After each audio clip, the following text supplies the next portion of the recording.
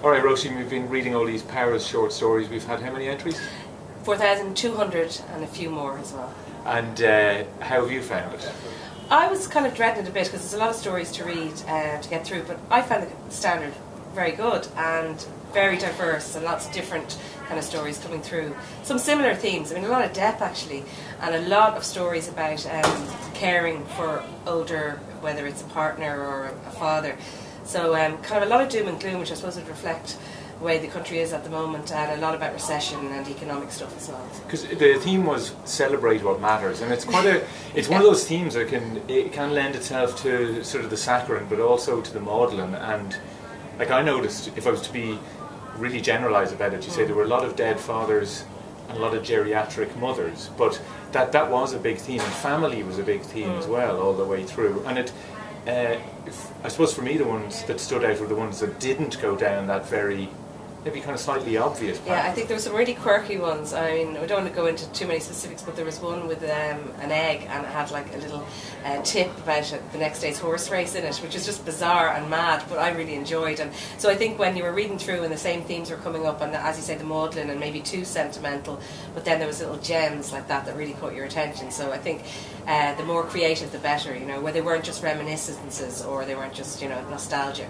And because I suppose those themes are so universal that actually the really good writing for me were the ones that took those very familiar themes and very universal themes and did something with them. Yeah. And sometimes that was in the writing, sometimes it was in the idea. And I mean, it's a difficult. I think it's important to remember that they're not professional writers, they're not full-time writers, and yet the standard in a lot of cases is exceptionally high. Yeah, that's what I mean, because it was just when we got down to say the top couple of hundred, I found it difficult to choose. Like I found myself reading through them and thinking, oh, we could have that one or that one, and it took quite a while. So that was nice to see. And I mean, there's obviously so many people writing in this country who have books in them and stories in them, which is great to see as well. So what kind of things, if you were to, having read so many of these, now we didn't read all 4,000 of them, and there were other judges, Gary Quinn and Eileen Battersby and Orna Mulcahy, but we read a lot of them. If there were certain bits of advice that you would give to people who either entered and didn't get into the short list, bearing in mind that all these stories were very short stories. Yeah, like they're only 450 words. Yeah. That was the other thing. It was, in a way, judging this, it wasn't as onerous as it could have been if it was a longer short story competition. Like they're in one page. Yeah. So what were the things that you noticed that you would give as advice? I just think surprise us. I think is if we're running this again or any competition that's generally run. I mean, the more inventive you are, the more you're going to catch people's attention.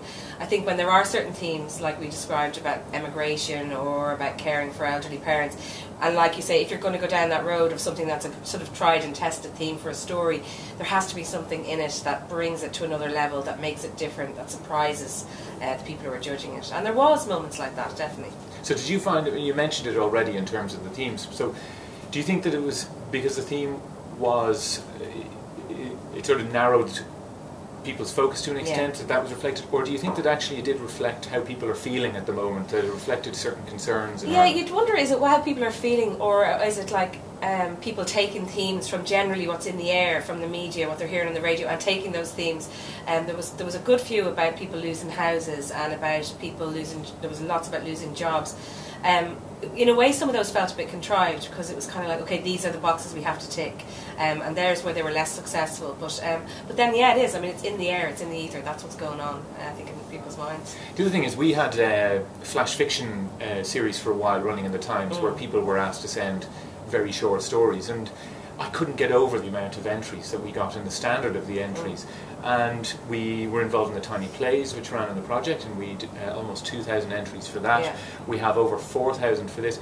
Like, I genuinely, maybe being idealistic, I don't believe that people are doing it for the prizes. I think there seems to be a creative streak that I think is very easily, not very easily tapped into, but certainly that people are very willing to react and respond to things and really want to express. I think it's brilliant. It's kind of like competitions like these, like you say, there's only ever, I mean, this is a huge prize, it's a big money prize, and obviously somewhere in people's heads when they sit down to write it, the prize is there, but I think you're right. It's sort of like these competitions are like a call to action for people, and when they hear about them or read about them, they're like, I want to do that. And it's a case of it's nice to think that like over 4,000 people around the country sat down down after hearing about this competition and created something, you know, whatever level it was at or whatever, you know, whatever success it will achieve in the competition.